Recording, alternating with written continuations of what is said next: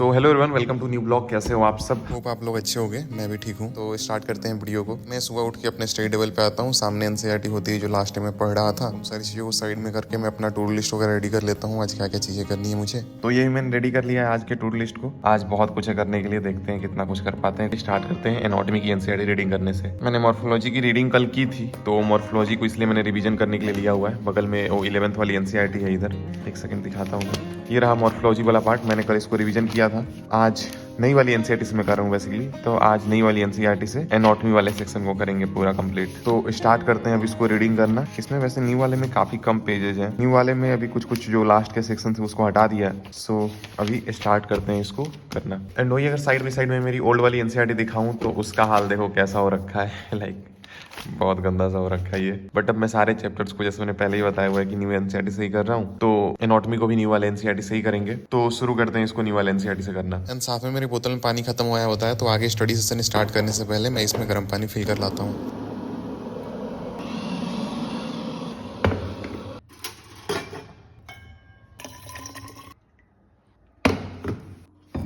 इसको एक बार को मैं पीडीएफ नोट से रिवीजन कर लेता हूँ, फिर आगे मैं एनसीईआरटी रीडिंग स्टार्ट करता हूँ। ऐसे पीडीएफ नोट्स को गो थ्रू करने के बाद एनसीईआरटी रीडिंग करने पे चीजें और क्लियर समझ में आती है। तो वही मैं एनाटॉमी का एज सच कोई अभी लेक्चर नहीं लगाता हूँ, बस PDF notes and NCERT reading. And साथ में बीच में हर एक टॉपिक का मैं पीवाईक्यू वगैरह भी सॉल्व कर रहा होता हूँ। जो भी टॉपिक कवर करता हूँ उसके पीवाईक्यू साइड बाई साइड कर लेता हूँ मैं, तभी ताकि मालूम चले एग्जाम में क्वेश्चन कहाँ से आ रहे हैं। ये चीज आप भी ट्राई कर सकते हो, बहुत ज्यादा हेल्पफुल हो जाता है ये।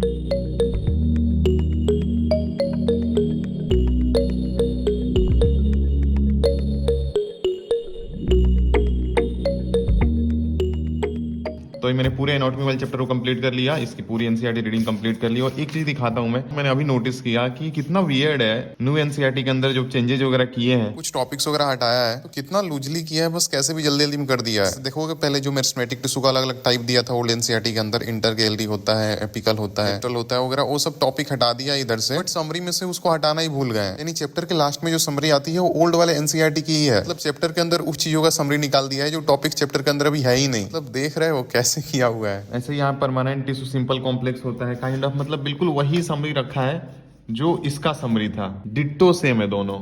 तो पता नहीं कैसे चेंज किया है।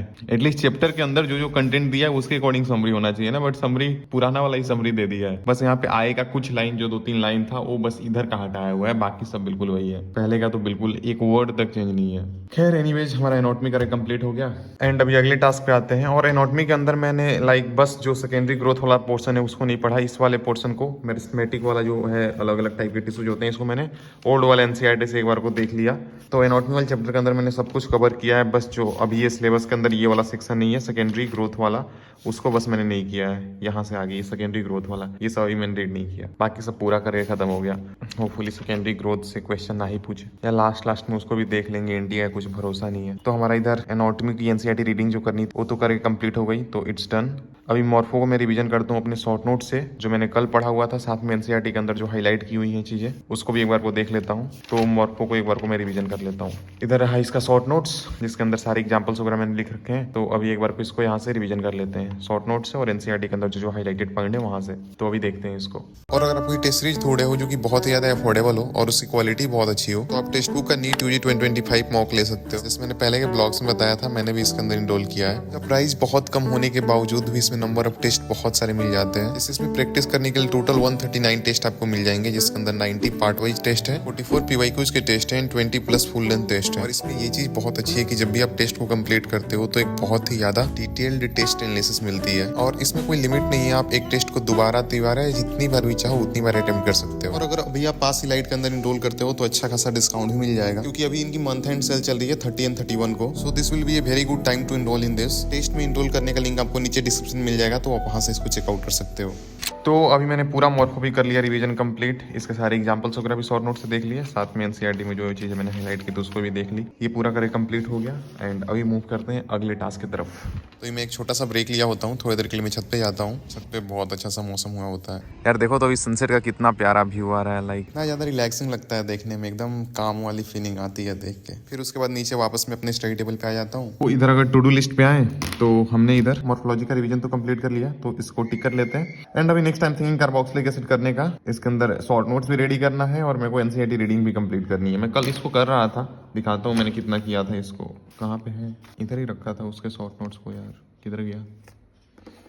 ये डुअल नेचर कल पढ़ रहा था। हाँ, ये रहा कार्बोक्सिलिक एसिड। तो मैंने ये एक पेज मेथड ऑफ प्रिपरेशन केवल लिखा है, एक बार इसको रिवीजन करूंगा और फिर नीचे इसकी एनसीईआरटी है, तो एनसीईआरटी से मैं कंप्लीट करूंगा। मैंने थोड़ा सा पोर्शन कल कंप्लीट किया था यहाँ तक, और इसके आगे जो ये वाला सब पोर्शन रहता है इसको मैं अभी कंप्लीट करूंगा।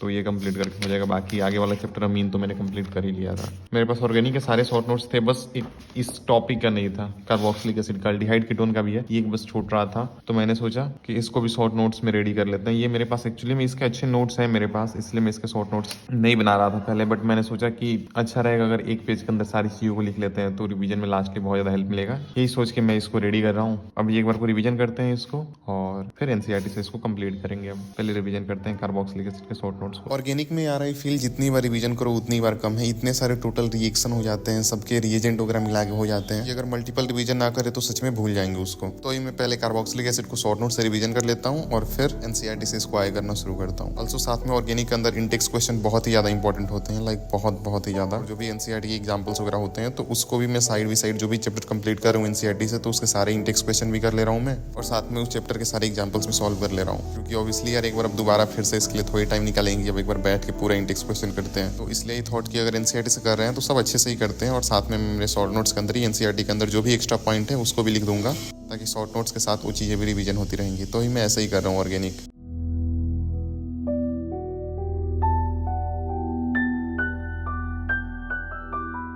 तो अभी मैंने इसका इधर इतना सेक्शन किया और अभी ले रहा हूँ मैं dinner break. And dinner break के बाद आते हैं तो अब रिएक्शन वाला पोर्शन बस बचता है, उसके बाद ये खत्म होगा तो उसको करते हैं फिर आगे। अभी लेते हैं डिनर ब्रेक।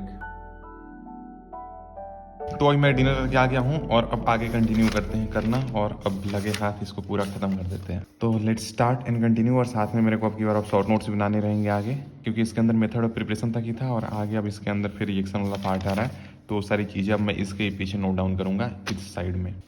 तो अब करते हैं स्टार्ट इसको करना। एंड यार अभी ये वाली चीज जो होती है ना, जब हम शॉर्ट नोट्स बनाते हैं तो ये एक्सपेक्टेशन से ज्यादा टाइम लेती है, क्योंकि लाइक हम कोशिश करते हैं कि सारी चीजों को अरेंज करके अच्छे से लिखे, बिकॉज इसको मल्टीपल टाइम हमें रिवीजन करना रहेगा। तो चीजें ऑर्गेनाइज एंड क्लीन रहे, साथ में कोई पॉइंट मिस भी ना हो एनसीईआरटी का, सारे रिएक्शंस कवर्ड हो, सारे रिएजेंट, सारे चीजें। तो इसलिए शॉर्ट नोट्स वगैरह बनाने में बहुत ज्यादा टाइम लग जाता है। बट मैंने सोचा अगर अभी हम इसको कर रहे हैं तो फिर अच्छे से करते हैं, ताकि बाद में रिवीजन बहुत कम टाइम लगेगा और ये वाला सेक्शन पूरा अच्छे से रेडी हो जाएगा।